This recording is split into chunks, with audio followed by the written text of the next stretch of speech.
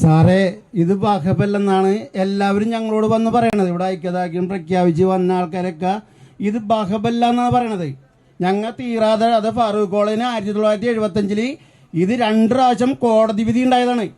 ഇത് ഫാറൂഖ് കോളേജിന് പറഞ്ഞ് എന്നിട്ടാണ് ഞങ്ങൾ ഈ സ്ഥലം തീരാധാരം മേടിക്കണത്. എന്നിട്ട് ഇപ്പോൾ വന്ന ആൾക്കാരൊക്കെ ഇത് ബാഹബല്ല എന്നാണ് പറയണത്. ബാഹബല്ലെങ്കിൽ നിങ്ങൾക്ക് നേരിട്ട് ചെന്ന് പറയാമല്ലോ. അതായത് 3 കൊല്ലമായി 2022 ഞങ്ങൾ ജയിലിൽ കിടക്കണ പോലെയാണ് കിടക്കണത്. 3 കൊല്ലം ജയിലിൽ കിടക്കണ പോലെ. അതായത് ഇവിടെ ഇഷ്ടംമാരെ പാവപ്പെട്ട ആൾക്കാരുണ്ട്. ഇത്തല് വാരിയും ബോട്ടിൽ പോയാൽ ഇപ്പോൾ അറിയാല്ല, കടലിൽ പോയ ഈ എണ്ണക്കാശ് കടവെട്ടണ വന്ന നഷ്ടമൊരിക്കോളൂ. പിന്നെ ഇത്തല് വാരി പിന്നെ മറ്റുള്ള പണികൾക്കൊക്കെ പോയി ജീവിക്കുന്ന ആൾക്കാരുണ്ട്. അവരിപ്പോൾ ബാങ്കിൽ ഞങ്ങളുടെ ലോണും പട്ടയൊന്നും കൊടുക്കണില്ലല്ലോ.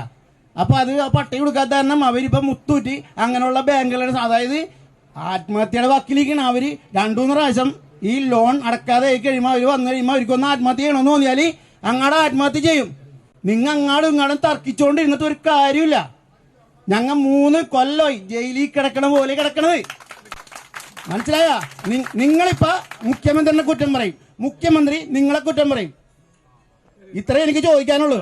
നിങ്ങളെ എത്രയും അത് തന്നെയല്ല, ഇത് 51 ദിവസമായി ഇവിടെ നിരാഹാരം തുടങ്ങിയിട്ട്.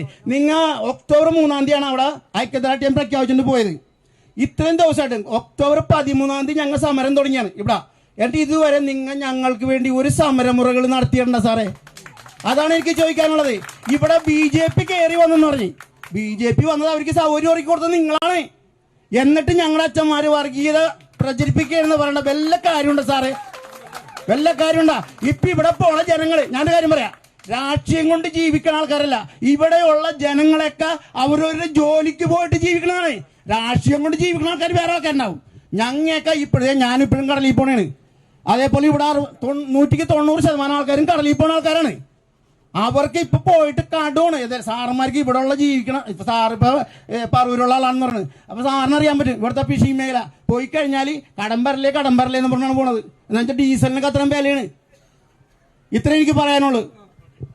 ഞാൻ അദ്ദേഹം പറഞ്ഞ എല്ലാ കാര്യത്തിനോടും ഞാൻ യോജിക്കുകയാണ്. കാരണം എന്താ, അതാണ് സങ്കടമാണ് പറഞ്ഞത്. ആ സങ്കടമാണ് പറഞ്ഞത് 2022 ഈ റവന്യൂ കരമെടുക്കരുതെന്ന് പറഞ്ഞ് നോട്ടീസ് കിട്ടിയതും മുതൽ ജയിലിൽ കിടക്കണ പോലെയാണ്. ഈ പ്രോപ്പർട്ടി പണയം വയ്ക്കാൻ പറ്റുമോ? വിൽക്കാൻ പറ്റുമോ? ലോൺ എടുക്കാൻ പറ്റുമോ? അതാണ് സങ്കടം. ആ സങ്കടം അദ്ദേഹത്തിന്റെ ഹൃദയത്തിന്റെ ഉള്ളിൽ നിന്ന് വന്ന സങ്കടമാണ്. ആ സങ്കടം പരിഹരിക്കാനാണ് നമ്മൾ ശ്രമിക്കേണ്ടത്. നമ്മൾ വന്ന് രാഷ്ട്രീയമല്ല പറഞ്ഞത്. ഞാൻ തന്ന വാക്കെന്താ? രാഷ്ട്രീയം കലർത്തില്ലെന്ന. രാഷ്ട്രീയം കലർത്തണമെങ്കിൽ എത്രയും മുമ്പ് രാഷ്ട്രീയം കലർത്തായിരുന്നു. രാഷ്ട്രീയം കലർത്തില്ലെന്ന നമുക്ക് പറഞ്ഞത് പെട്ടെന്ന് പരിഹരിക്കാവുന്ന. എനിക്ക് മുഖ്യമന്ത്രിയോട് ഒറ്റ വിയോജിപ്പേ ഉള്ളൂ. ഞാൻ ആ വിയോജിപ്പ് കൂടെ പറഞ്ഞു. രാഷ്ട്രീയമായിട്ടല്ല പറഞ്ഞത്. ഞാൻ പറഞ്ഞത് എന്താ, ഇത് നീട്ടിക്കൊണ്ടു പോകരുത്. അത് നിങ്ങൾ ആഗ്രഹിക്കണ്ട, നീട്ടിക്കൊണ്ടു പോകണം. അല്ല, കേട്ടോ, നീട്ടിക്കൊണ്ടു പോകരുത് എന്നല്ലേ ഞാൻ പറഞ്ഞത്. അത് ഞാൻ പറയണ്ടേ മുഖ്യമന്ത്രിയോട്? ഞാൻ പ്രതിപക്ഷ നേതാവല്ലേ, പറയണ്ടേ? അതാണ് ഞാൻ പറഞ്ഞത്. മുഖ്യമന്ത്രിയോട് നിങ്ങൾ ചോദിക്കില്ലേ, നാളെ നിങ്ങൾ മുഖ്യമന്ത്രിയോട് എന്ത് ചോദിച്ചു എന്ന് ചോദിക്കണ്ടേ? ഞാനാണ് മുഖ്യമന്ത്രിയോട് സർവകക്ഷി യോഗം വിളിക്കണം, ഇവരുടെ വിഷയത്തിൽ തീരുമാനമെടുക്കണം, നിങ്ങളിത് നീട്ടിക്കൊണ്ടു പോകരുത്, ഇത് 10 മിനിറ്റ് കൊണ്ട് പരിഹരിക്കാവുന്ന പ്രശ്നമാണെന്ന് ഞാൻ മുഖ്യമന്ത്രിയോട് പറയുന്നുണ്ട്. അത് ഞാൻ ചെയ്തത് തെറ്റാണെങ്കിൽ ഞാൻ സമ്മതിച്ചു. ആ തെറ്റ് ഞാൻ ഇനി ആവർത്തിക്കും. മനസ്സിലായല്ലോ? അത് ഞാൻ പറയും. അതാണ് പറഞ്ഞിരിക്കുന്നത്. അതിനിയും പറയും. പിന്നെ ഇവിടെ വന്ന് ആളുകൾ വഖഫ് ഭൂമിയാണ് എന്ന് പറയുന്നത്, ഇവിടെ ആദ്യം വന്നത് പറഞ്ഞത് ഞങ്ങളാണ്. അത് ഞങ്ങൾ നിയമപരമായ പരിശോധനകൾ നടത്തിയിട്ടാണ് ഞങ്ങൾ പറഞ്ഞത്. ഇന്ന് വഖഫ് അല്ല എന്ന് പറഞ്ഞത്. വഖഫ് ആണെന്ന് പറഞ്ഞാൽ ഞാൻ വിശദീകരിച്ചാണ്. പിന്നെ നിങ്ങൾക്ക് ഈ ഭൂമി കിട്ടില്ല.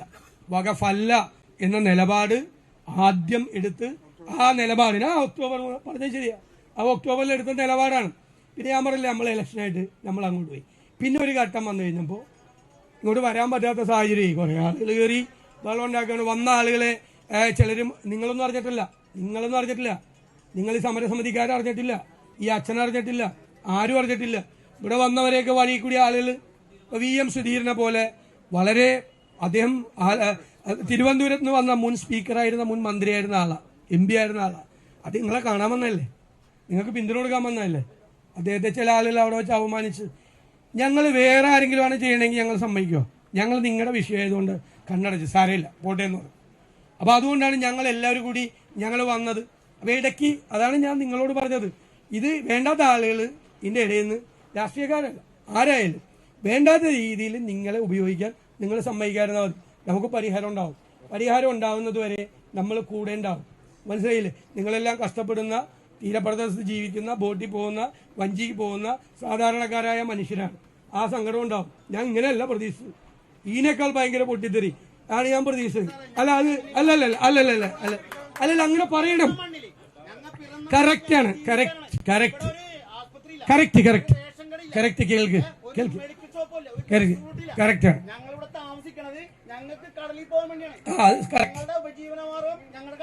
അങ്ങനെ പറയണം. അങ്ങനെ തന്നെ പറയണം കേട്ടോ. അങ്ങനെ തന്നെ പറയണം. ഇപ്പൊ ഞാൻ വിഴിഞ്ഞത്ത് 140 ദിവസം സമരം നടന്നു. പല പ്രാവശ്യം പോയ ആളാണ് ഞാൻ പ്രതിപക്ഷത്തുള്ള ആളാ. എന്നാലും എന്നെ കാണുമ്പോൾ ഭയങ്കരമായിട്ട് ചൂടാവും, ഭയങ്കരമായിട്ട് ദേഷ്യപ്പെടും. ഒരു 5 മിനിറ്റ് നേരത്തേക്കേ ഉള്ളൂ. അത് കഴിഞ്ഞാൽ പിന്നെ എൻ്റെ അടുത്ത് വന്നിരിക്കും സമരത്തിൻ്റെ അടുത്ത്. 2 രീതിയേ അറിയുള്ളൂ കടപ്പുറത്തുള്ളവർക്ക്.